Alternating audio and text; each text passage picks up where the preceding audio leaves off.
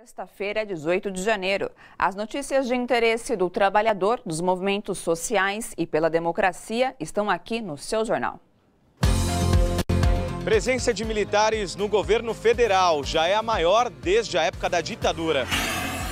Trabalhadores da Dura, em Rio Grande da Serra, junto ao Sindicato dos Metalúrgicos do ABC e a direção da unidade, começam a fazer plano de ação para evitar que a fábrica feche as portas. Mulheres discutem o direito humano à alimentação e os riscos dos agrotóxicos. E hoje é sexta-feira. Nós separamos dicas de programas culturais para você curtir o fim de semana sem gastar nada.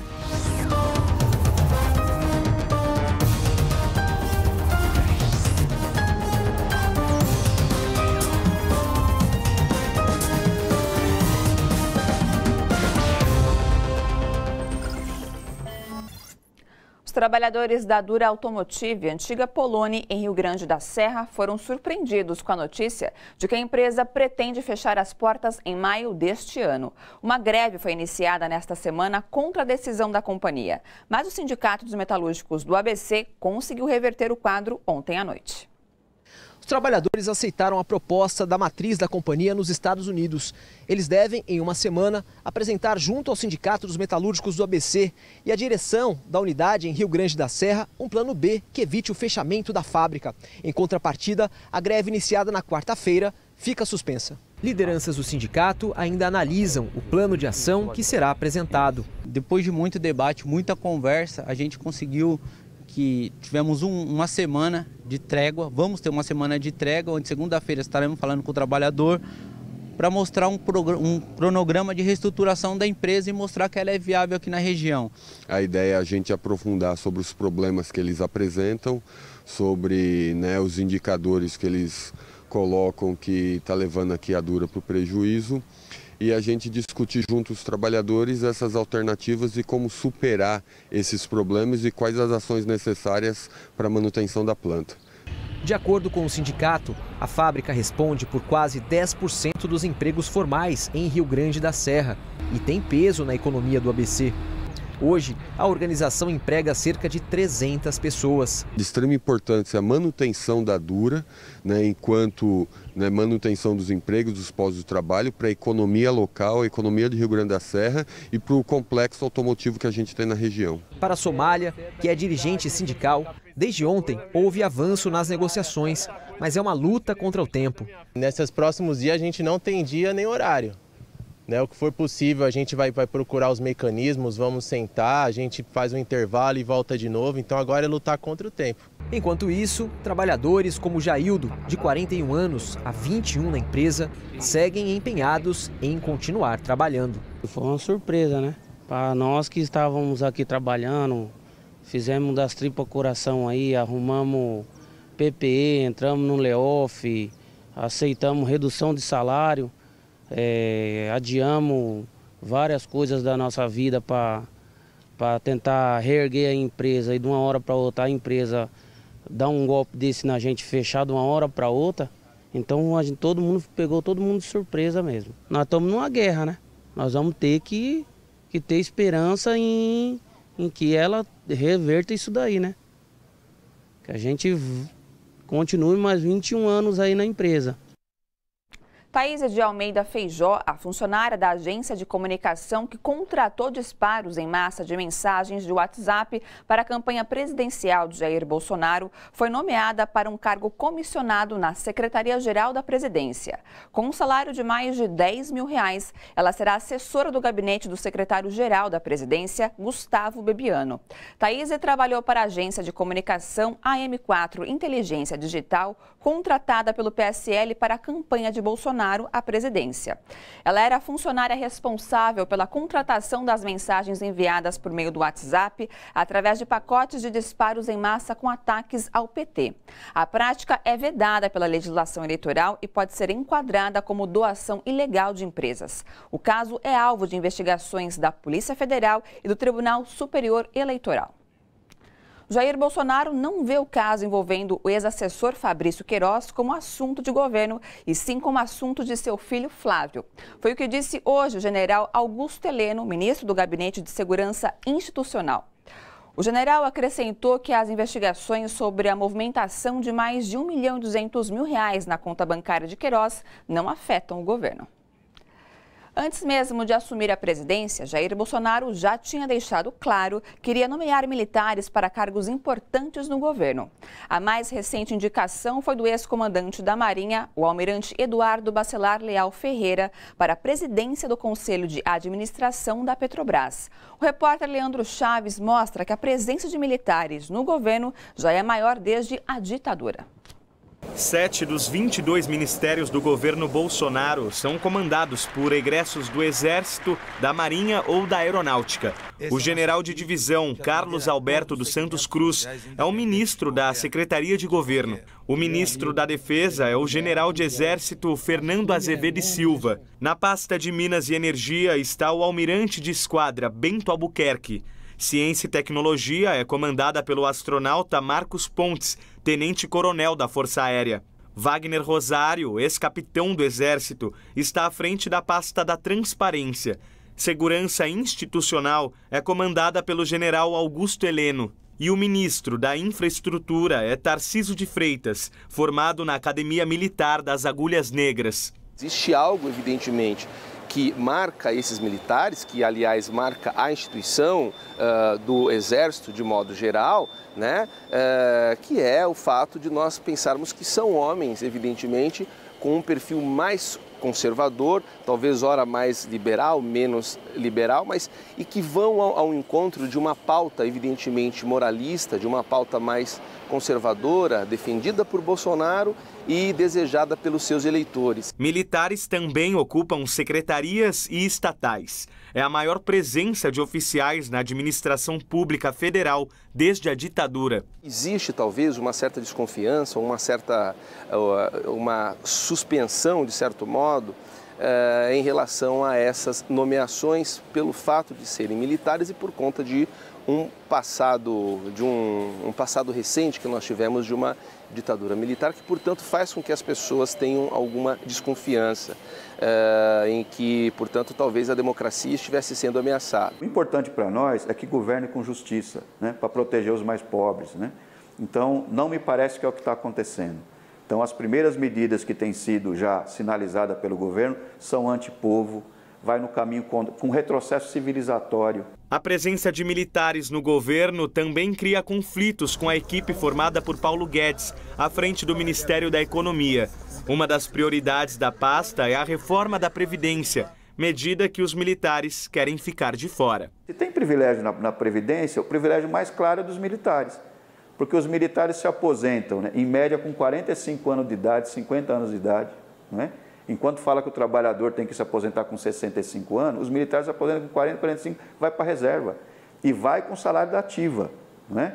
Então, chega até a aposentadoria de R$50 mil. Então, se eles têm força política para ficar fora, claro que tem, porque eles estão mandando no governo, não é? Então, o Bolsonaro não vai enfrentar os militares, ele vai enfrentar os pobres, né?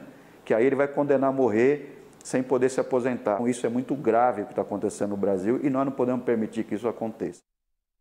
E vamos receber mais uma vez aqui no estúdio o comentarista político João Caires. Boa noite, João. Seja bem-vindo mais uma vez aqui no estúdio do seu jornal. Boa noite. Bom, as imagens que nós vamos ver agora, João, elas têm algo em comum, né? Todas elas aí revertem, mostram, né, essa decisão do Supremo referente ao ex-assessor do Flávio Bolsonaro, né, Fabrício Queiroz, de suspender as investigações desse caso. Se você fosse fazer uma análise, qual seria a análise deste momento, né, dessa decisão do Supremo? Não, uma decisão totalmente descabida, né? O ministro Fux tomou essa decisão. A gente vê que são manchetes. A gente nem sabe por quê, né? Até porque não cabe ao Supremo isso. É uma coisa que está sendo cuidada lá no Rio de Janeiro pelo Ministério Público do Rio de Janeiro, aquela coisa toda. O Queiroz, ele não é deputado, ele não é nada, então é uma questão que cabe justamente a isso.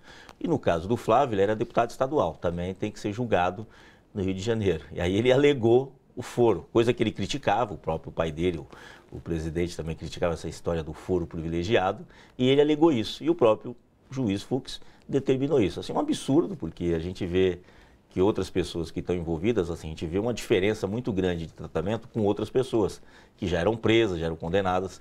Eu digo o seguinte, se fosse de outro partido, um partido que estava muito em evidência, o Queiroz já estaria preso, o próprio Flávio Bolsonaro já estaria preso, assim como aconteceu com o ex-senador Delcídio Amaral, que mesmo sendo senador acabou perdendo o mandato, sendo preso, sendo que não poderia. E é muito estranho nesse caso, porque por 2 momentos ele teve que prestar depoimentos, né, e ele não compareceu. Ou seja, em outros casos, que nós vimos bastante o ano passado, a gente pode até exemplificar o caso do ex-presidente Lula, houve a condução coercitiva, e nesse caso não foi aplicado em nenhum momento, né, João? Então, o Queiroz já foi convidado, assim, 4 vezes. As 2, a defesa dele alegou que ele, por motivo da defesa, não foi, e 2 vezes porque ele disse que estava doente, e depois nós vimos ele dançando no hospital. Sim, mostramos aqui, E inclusive. ninguém explica como é que ele está sendo tratado aqui no Albert Einstein, que é o hospital mais caro do Brasil.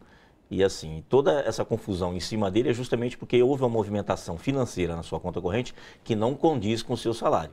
Também não condiz com o seu salário ser tratado no Albert Einstein. Até porque ele é do Rio de Janeiro. O Rio de Janeiro também tem hospitais de ponta, ele poderia estar lá, porque veio para cá. Não tem ninguém investigando, sabendo disso. É muito estranho. E mais ainda, mais estranho é o próprio Flávio Bolsonaro, ele ir pedir ao Supremo. Por que ele foi pedir? Para ele mesmo ser investigado com foro privilegiado. Como é que uma pessoa pede para ser investigado se o problema ali não é ele, é justamente o Queiroz no primeiro momento, né? Isso mostra bem que a justiça ela acaba tendo dois lados, né? O lado ali dos amigos, enfim, e da oposição do governo, né? E esse é um governo que se diz, né, apesar do Bolsonaro ter confessado no Twitter dele que ele é católico, mas ele fez a campanha toda dizendo que era evangélico, mas ambas religiões são cristãs, né? E a Bíblia deles deve ler diferente, né? Porque no Provérbios 11 diz que balança enganosa, né? Tá assim, 2 pesos, 2 medidas, né? É uma abominação ao Senhor Deus. Ou seja, que Bíblia que eles leem? Então, qual religião que ele está seguindo? Então, as pessoas que apoiaram ele de uma forma religiosa, pode estar muito descontente com a postura dele agora. E o que a gente tem visto também é essa repercussão toda na internet, né? E, João, mesmo em setores conservadores, né, que apoiaram a candidatura de Bolsonaro, eles são meio que contra essa questão, né? Eles não receberam muito bem essa decisão do Supremo. A que você atribui nesse fogo amigo aí deste momento? O pior que o fogo amigo foi da própria pessoa, né? É muito estranho, porque foi o próprio Flávio Bolsonaro que causou tudo isso, né? E a reação das pessoas é normal. Essas pessoas têm uma visão extremamente moralista, às vezes até em excesso, e toda a discussão que teve na campanha foi justamente isso, né? A crítica toda aos políticos. O Bolsonaro dizia que ia mudar tudo que está aí, e ao meu ver ele está mudando mesmo, porque nos últimos anos nós tivemos uma grande mudança, né? Nunca a Polícia Federal investigou tanto, nunca tivemos tanto funcionários públicos demitidos por questão de corrupção, porque deu liberdade tanto para o Ministério Público, tanto para a Polícia Federal investigar. Isso aconteceu nos governos Lula e Dilma, e ele está mudando tudo que estava aí, né? Porque ele está mudando agora os amigos tudo, aos inimigos. A gente tem a questão também do Procurador-Geral, né? Nas questões das provas, né, João? Exatamente. E vamos ver como é que vai ser a próxima, né? Porque a atual Procuradora-Geral da República foi indicada por Temer. Vamos ver quem eles vão indicar para assumir o lugar dela, ou se ela continua. Porque nós tivemos um período aqui que a gente chamava o Procurador-Geral da República de Engavetador-Geral da República. No governo Lula e Dilma, eles mudaram e o procurador passou a ser escolhido pelos próprios procuradores. Tinha uma lista tríplice com 3 nomes e o presidente podia escolher algum. Hoje não, eles escolhem quem eles acham melhor ou aquele que faz o trabalho que eles acham interessante. O que a gente está vendo acontecer agora no governo do Bolsonaro. Tudo que ele criticou, tudo que ele falou de compadrio, nós estamos vendo aí hoje mesmo uma mulher que trabalhava em redes sociais distribuindo notícias falsas. Ganhou um cargo, né? Ganhou um cargo no governo. Teve outras pessoas que ganharam cargo no governo. O pior é que são pessoas que a gente vê que não tem nenhum tipo de qualificação e estão ganhando. E por outro lado, nessa história toda do Queiroz, a gente vê um macete muito estranho, porque é o Queiroz, a sua esposa e suas 2 filhas. Inclusive uma filha, que é personal trainer de pessoas famosas no Rio de Janeiro, tinha um emprego. Ganhou? Ela tinha um emprego em Brasília como assessora do então deputado Jair Bolsonaro, hoje presidente, como assessora parlamentar, jornada de 40 horas, ela tinha que estar lá, mas não estava. O que o Jair Bolsonaro fez? Abonou 2 anos como se ela estivesse trabalhando, ou seja, ela recebia seu salário de mais de 10 mil reais sem estar trabalhando. Parece que é um esquema que eles colocam funcionários fantasmas e pegam parte do salário desses funcionários. Assim como o próprio irmão do presidente, Jair Bolsonaro, Renato Bolsonaro, que era assessor fantasma aqui na Lerche. Então, assim, parece que é uma prática deles. Como o Bolsonaro era um deputado, assim, inexpressivo, a imprensa não tinha muita conotação sobre ele, não sabia muito o que ele fazia, era aquela pessoa que eles falavam que era do baixo clero, Então não aparecia muito. Agora, como ele é a vidraça, as coisas vão começar a aparecer e a população que acabou votando vai perceber que foi enganada. Perfeito. João, obrigada, viu, pela sua participação aqui no estúdio do seu jornal. De nada, eu que agradeço. E no próximo bloco, trabalhadores do ABC Paulista lutam para manter empregos. A gente volta já.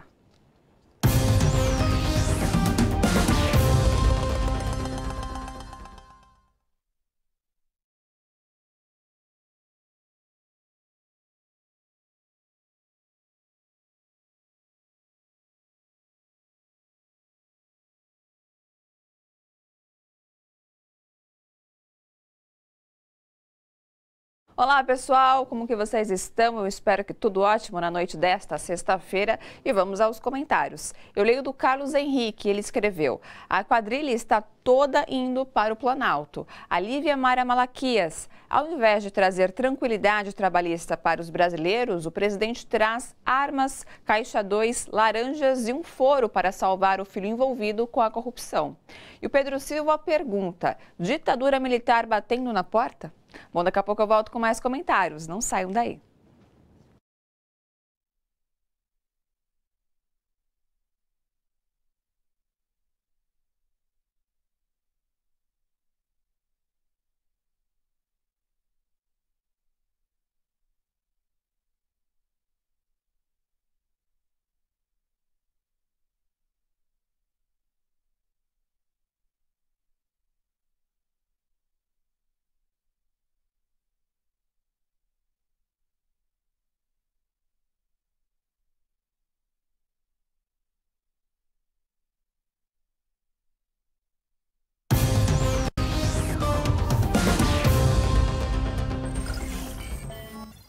A Universidade Luterana no Brasil demitiu mais de 500 trabalhadores neste mês no Rio Grande do Sul.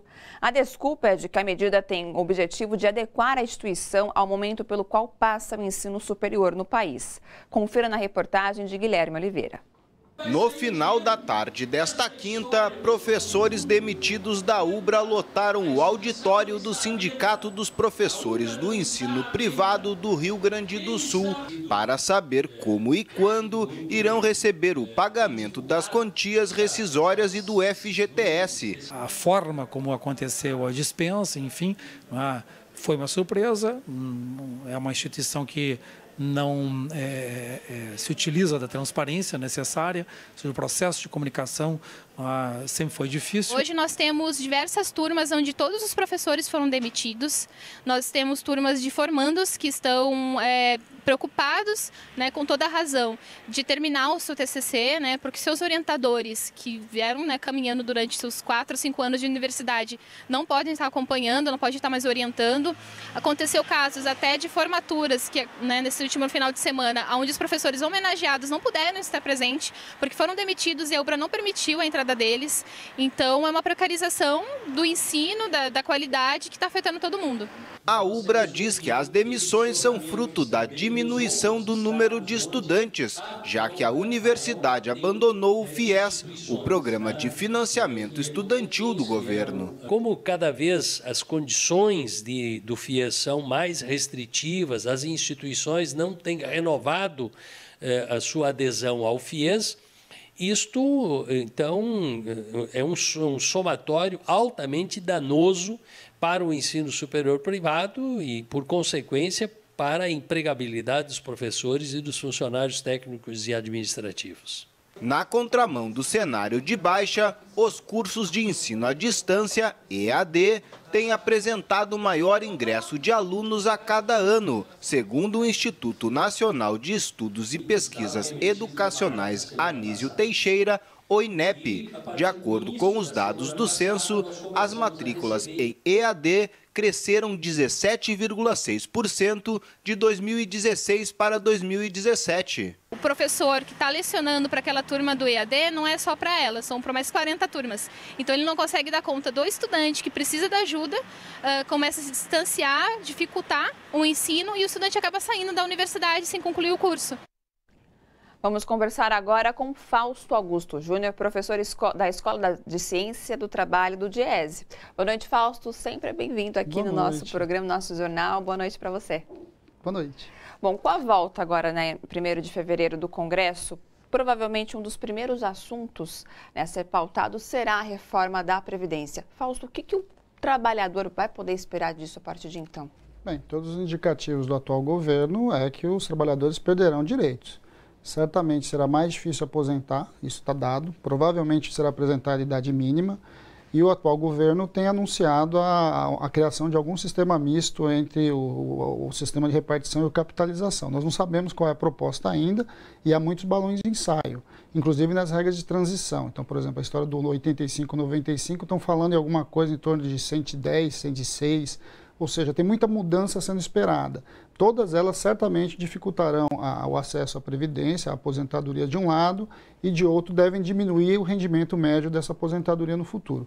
Isso é o que a gente está esperando para ver. Agora, essa será uma longa disputa dentro do Congresso Nacional e que os trabalhadores já estão se mobilizando para tentar entrar nesse debate. Para quem não entender lá de casa, essa questão do o que é o misto, esse sistema o sistema misto que você acabou de mencionar, só para quem é de casa entender como o sistema de repartição é um sistema em que todo mundo paga uma conta, todo mundo paga o INSS, e tem um conjunto de impostos que organizam o orçamento da Seguridade, e essas pessoas passam a receber de acordo com os limites de contribuição. Ou seja, a geração de hoje paga a aposentadoria da geração de ontem, e a geração de amanhã vai pagar a aposentadoria dos trabalhadores de hoje.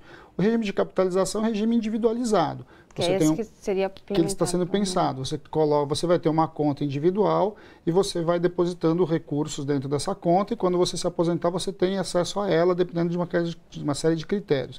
No Chile, isso jogou a aposentadoria média a 1/3 do valor anterior, e um conjunto grande da população sequer teve direito a se aposentar. Isso também é um outro equívoco. As pessoas imaginam que acessarão essa conta independente de qualquer coisa.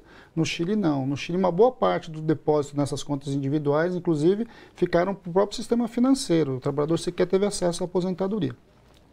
Nós não sabemos como é que eles vão organizar essas ideias, ou seja, o que vai ser repartição, o que é capitalização. Agora, certamente entrará a discussão da capitalização, é algo que o atual ministro da Economia tem falado a todo momento. Uma vez que esse sistema não deu certo no Chile, por exemplo, Fausto, que garantias temos de que isso dê certo aqui, por exemplo? Não, mas todos os indicadores mostram que não dá certo.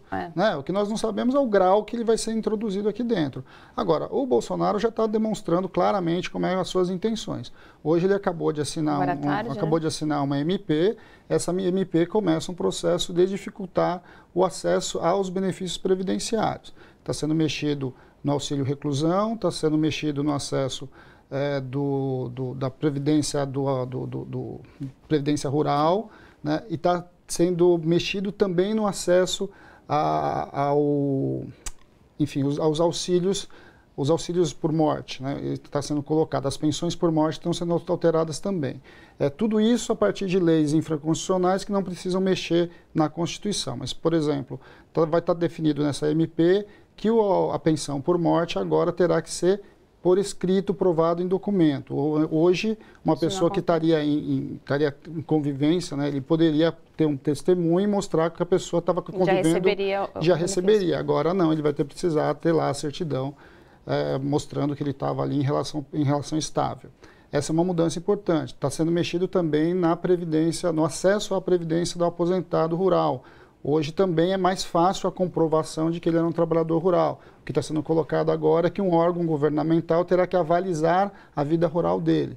Então, e ao mesmo tempo, então você vai vendo que de um lado ele vai dificultando o acesso do trabalhador à previdência, e de outro lado, pelo menos até agora o que a gente viu dos anúncios que foram feitos, ninguém mexe na questão empresarial. Sim. Ou seja, se quer falar um pente fino sobre a fraude, mas se fala sobre a fraude do ponto de vista de quem tem o acesso, do trabalhador, mas se fala muito pouco da fraude de quem deixa de pagar o INSS. Perfeito. Bom, Fausto, para quem quiser conhecer um pouquinho mais desse mundo da economia, enfim, do trabalhador, a Escola de ESE está abrindo inscrições, né, no curso de graduação. Fala um pouquinho para a gente sobre isso. Todo começo de ano, todo começo de semestre, a abertura do processo seletivo para graduação e pós, né? Isso, para graduação em Ciências do Trabalho e para pós-graduação em Economia e Trabalho. A Escola de ESE é uma escola mantida pelos sindicatos, mantida pela classe trabalhadora, e é uma possibilidade de quem quer fazer uma faculdade com um olhar crítico vir para conversar com a gente, uma oportunidade de poder refletir juntos e construir possibilidades outras para esse país, diferente do que está colocado nesse momento. Então, As informações estão todas no site da escola. Pode falar. É importante, acho que está lá no site do próprio, entrando no site do Diese, né, www.diese.org.br. Vai ter lá o espaçozinho dentro do site do Diese, a entrada para o site da escola, e aí se for pós-graduação, pós-graduação, se for graduação, graduação, e os sistemas de inscrição para a faculdade. É importante, que é um espaço importante de crítica para a gente nesse momento de dificuldades, inclusive, de compreensão desse atual momento. Lembrando que o próprio portal de vocês também tem vários ícones, notícias relacionadas a pesquisas que vocês fazem, enfim, também a notícias sobre economia. Tudo que o Diese produz está no seu site e está sendo encaminhado também para os seus diversos sindicatos sócios que estão lá. Então, acessar o site é um bom lugar para você entender um pouco o que está acontecendo. Todas as medidas como essa que acabou de ser anunciada, em um prazo relativamente curto, o Diese está fazendo análise e está colocando à disposição da sociedade. Perfeito. Fausto, obrigada, viu, mais uma vez pela sua participação. Até semana que vem. Toda sexta-feira aqui. E a explosão ontem de um carro-bomba junto à escola de oficinas na Colômbia, em Bogotá, traz o medo de que os dias de violência que a capital colombiana conheceu no passado estejam de volta. A explosão deixou mais de 20 mortos e 60 feridos entre os cadetes que participavam de uma cerimônia no pátio da escola. Veja na análise do comentarista internacional Flávia Aguiar. O ataque aconteceu quando uma caminhoneta conduzida por José Aldemar Rojas Rodrigues, segundo a polícia, se dirigiu à porta de entrada da escola e, ao ser detida por ter sido reconhecida a presença de explosivos através de um cão farejador, o motorista acelerou e jogou-a contra uma parede e nesse momento ela explodiu, causando as mortes e os ferimentos nas mais de dezenas de pessoas presentes, inclusive 2 pessoas estrangeiras, uma cadete equatoriana e uma também mulher ou panamenha que estavam presentes na ocasião. Este foi, entretanto, o 28º ataque com explosivos que ocorreram na cidade de Bogotá nos últimos 4 anos. Entretanto, nos 27 anteriores, né, esses ataques eram de pequena monta, não fazendo vítimas fatais, produzindo, na maior parte dos casos, apenas danos materiais. Esse, pelo contrário, foi um ataque de grande monta. Apesar do processo de paz entre o governo colombiano e as FARC, as Forças Armadas Revolucionárias da Colômbia, permanecem vários grupos em atividades no país. Há o Exército de Libertação Nacional, que é um outro grupo guerrilheiro que não participou do acordo de paz. Há também grupos de narcotráfico e ainda há grupos de milícias paramilitares que sempre se opuseram a esses processos de paz. No momento, a principal suspeita recai sobre o Exército de Libertação Nacional, uma vez que a caminhonete que serviu para o ataque procede da província de Arauca, que é uma província na fronteira com a Venezuela, que está sob o domínio parcial do Exército de Libertação Nacional. Foram 80 quilos de explosivos e o próprio suspeito, que, segundo a polícia, morreu no ataque, poderia ser também membro do Exército de Libertação Nacional. O presidente Ivan Duque fez um pronunciamento cauteloso, não responsabilizou nenhum grupo pelo atentado, mas disse que é necessária a união de todos os colombianos contra o terrorismo e os ataques terroristas deste tipo. Flávia Aguiar para a TVT, direto de Berlim. A seguir, a Agenda Cultural traz as melhores atrações do fim de semana, tudo de graça. Você vai ver já já.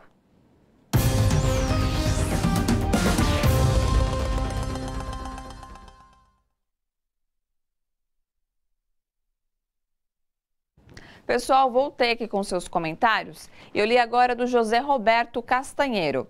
Ou seja, o trabalhador e o que mais vai se ferrar com toda essa reforma. É o que mais vai se ferrar com toda essa reforma. E a Fátima Soares Leal escreveu: as universidades e professores precisam se unir para juntos resistirem ao desmonte da educação. Bom, já sabem, né? Não saiam daí que daqui a pouco eu volto com mais comentários.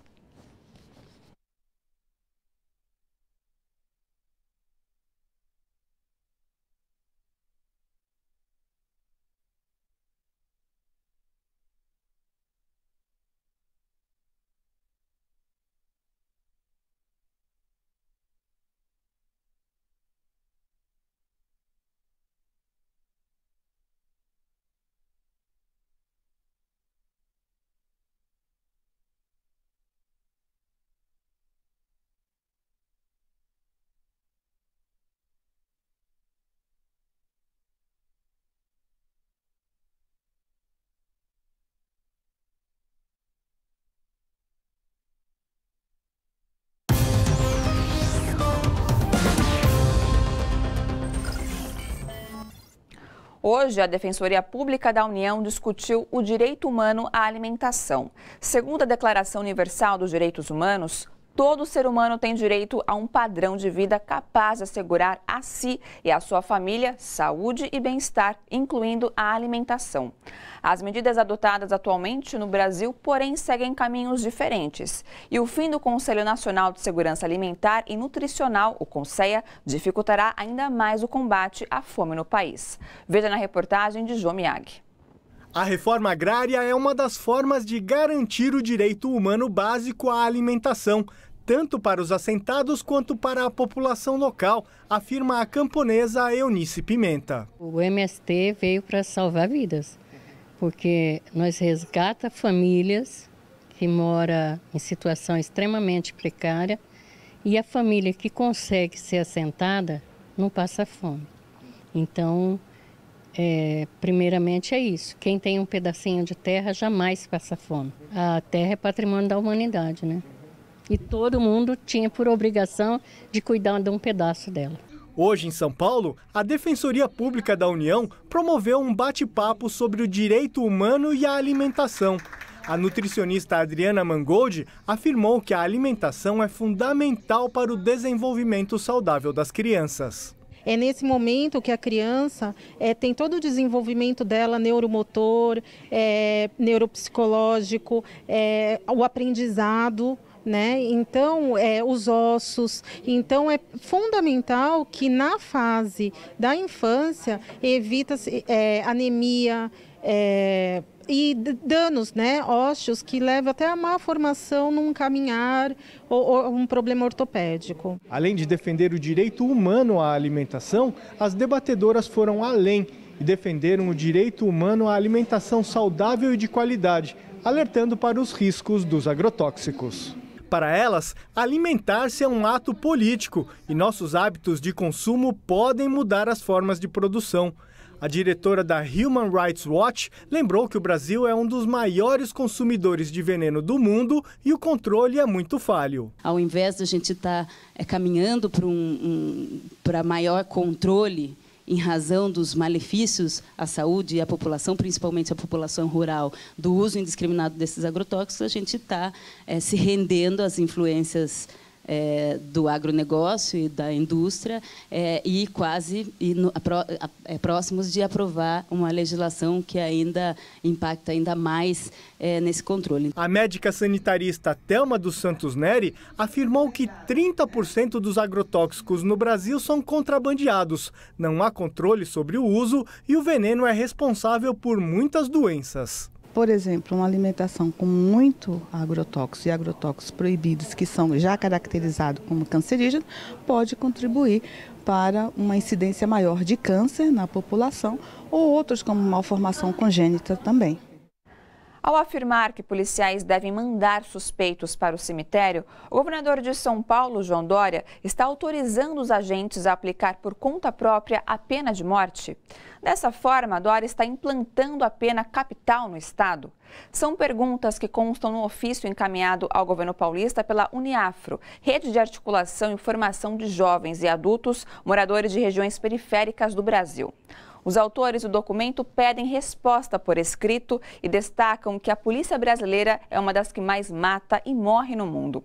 O temor da Uniafro é de que a declaração de João Dória transforme os policiais em soldados em guerra contra a sociedade. O Corregedor Nacional de Justiça em Exercício, o ministro Aloísio Corrêa da Veiga, determinou a apuração da conduta da desembargadora Marília Castro Neves, do Tribunal de Justiça do Rio de Janeiro, no episódio em que ela se refere ao ex-candidato presidencial Guilherme Boulos. Em post na internet, a desembargadora indicou que Boulos poderia ser um alvo, agora que a compra de armas foi facilitada por Jair Bolsonaro. Segundo o Conselho Nacional de Justiça, existem outros 5 procedimentos disciplinares abertos contra Marília Castro Neves. Boulos já anunciou que vai processar a magistrada por incitação ao crime.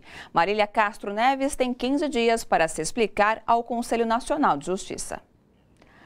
A água é um direito humano negado a muitas pessoas. Quem está em situação de rua sofre com as altas temperaturas do verão. Após ouvir alguns relatos de quem vive nas ruas de São Paulo e tem sofrido desidratação, o Movimento Estadual da População em Situação de Rua iniciou uma campanha pela doação de garrafas de água. A entidade tem incentivado a população a levar garrafas de água para distribuir quando sair às ruas. O Diego está em situação de rua há 8 meses. Esse é o primeiro verão que ele encara nessas condições e já encontrou mais um desafio na cidade: encontrar água para beber. São Paulo é o lugar que eu vou falar para você. Você chegar na lanchonete e pedir água pro cara, o cara não vai te dar, irmão, nem da torneira. Infelizmente, porque aqui é capitalismo total. Já sofri com sede. Meu, já cheguei a ficar assim, ó, das 1 da tarde até as 4 horas da tarde, assim, ó. Ninguém me arruma. Aí eu consegui arrumar R$2, comprar uma garrafa d'água para mim.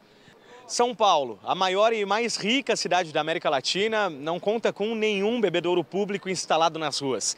Para se ter uma comparação com outros países, um levantamento feito pelo jornal americano The New York Times aponta que a cidade de Nova York tem mais de 3.000 fontes e bebedouros instalados em parques e ruas. A gente está solicitando que, em primeiro lugar, seja reformado e reaberto todos os banheiros públicos que temos na cidade, né? Porque tendo os banheiros públicos, mesmo com aquelas torneiras, a população consegue tomar água. E depois, cada local de maior concentração da população, como Praça da Sé, Largo do Arocho e outros cantos que têm necessidade de ter uma grande concentração de população, seja instalado bebedouros. Pensando nessa situação, um grupo de voluntários vem percorrendo o centro da cidade, distribuindo garrafas d'água para os moradores em situação de rua. E a sede é grande. Em poucos minutos, o carrinho foi esvaziado. Nós à noite saímos, que é onde a maioria do comércio está fechado. A gente à noite sai com 20, 30, 40 fardos de água gelada e distribuindo para essa população. A gente pede para a comunidade em geral se sensibilizar. Quem tiver garrafa PET, cara de refrigerante, de água mesmo, qualquer tipo de garrafa que ele possa ter, ele encher de água potável, botar na geladeira ou no freezer. Na hora que ele sair de a pé, de carro, de bike, seja lá do que ele sair, lembrar de pegar essa garrafa e levar e distribuir a essa população que às vezes não é nem enxergada na cidade, nem vista. Mas com esse gesto, você não está dando só água para a população, você está dando um carinho, você está dando um momento de afeto, um momento de tratamento e hidratação para essa pessoa. O movimento Craco Resiste, que atua na região da Luz, também está se organizando para fazer o mesmo e quer ampliar a iniciativa. Redução de danos, né? Então, o nosso foco é protetor solar, manteiga de cacau, protetor labial, água, bonés, chapéus, né? E tudo que a gente puder fazer para que diminua o sofrimento dessas pessoas, né? A Defensoria Pública do Estado de São Paulo pediu ao Ministério Público Federal a anulação do decreto que alterou as regras de posse de armas no país. Os defensores argumentam que apenas uma outra lei, e não um decreto, poderia alterar as regras do Estatuto do Desarmamento, que estabelece as exigências de comprovação de efetiva necessidade para se ter uma arma. E ainda sobre a questão envolvendo armamentos, o delegado Éder Rosa de Magalhães, chefe da Divisão Nacional de Controle de Armas de Fogo, enviou um memorando esta semana para os delegados da Polícia Federal, alertando sobre as nefastas consequências para o aumento exagerado do número de armas nas mãos dos cidadãos. No documento, há uma orientação geral sobre o decreto de flexibilização da posse assinado por Jair Bolsonaro no início dessa semana. Magalhães destaca a necessidade de uma análise cuidadosa para os pedidos de aquisição de mais de 4 armas. E agora as atrações da agenda cultural em São Paulo e no ABC neste fim de semana. E o que é melhor, tudo de graça.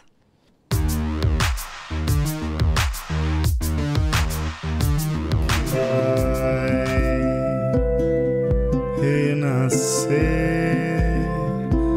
é hora de chegar. O Som das Cores é um espetáculo que conta a história da jovem Lúcia, que se aventura no mundo do impossível. É no Itaú Cultural, sábado e domingo, às 3 da tarde.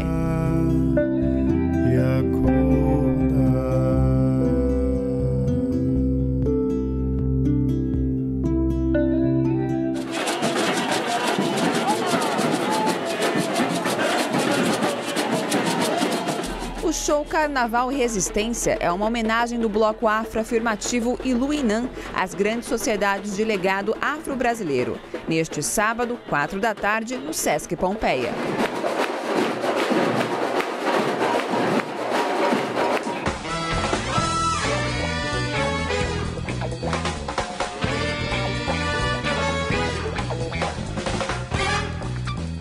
Um grupo de palhaços e palhaças toca vários instrumentos e faz a sonoplastia em A Fabulosa Charanga dos Excêntricos, que tem como atração o Homem-Banda. É no Centro Cultural da Penha neste sábado, às 3 da tarde.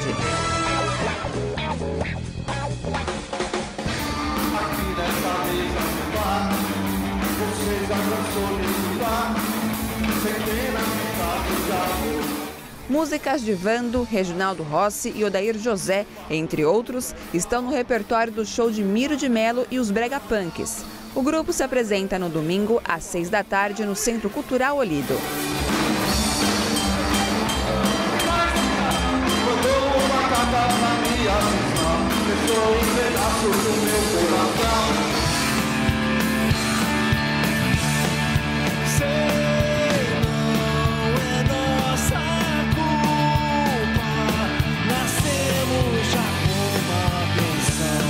Uma das mais conhecidas bandas do pop rock brasileiro, Plebe Rude, fará show na manhã deste sábado. É a partir das 11 horas no Sesc Itaquera.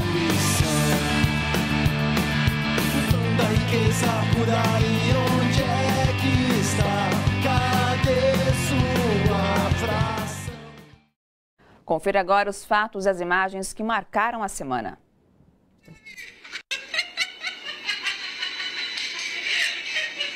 Nesse processo, nesse caso específico, a prova documental é uma prova muito consistente. O Ministério Público pode, através da prova documental, chegar à conclusão que tem elementos suficientes, indícios suficientes para a propositura de uma ação penal, e aí ele vai ter a oportunidade de se pronunciar em juízo. As denúncias eram claras, né, que um segmento da milícia estava decidido a atacar algumas autoridades públicas. E dentre elas, havia uma denúncia com letras garrafais que a deputada delegada Marta Rocha seria vítima de um atentado dessa milícia.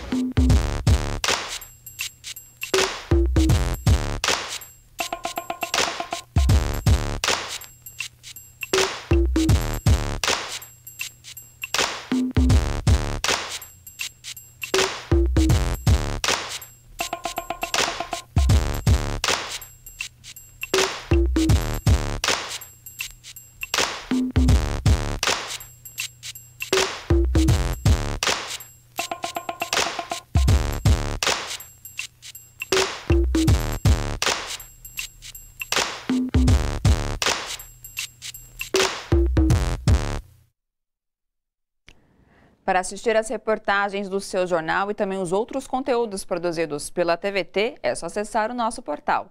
O seu jornal fica por aqui. Boa noite a todos e a todas. Até segunda. E a luta por direitos humanos e democracia continua.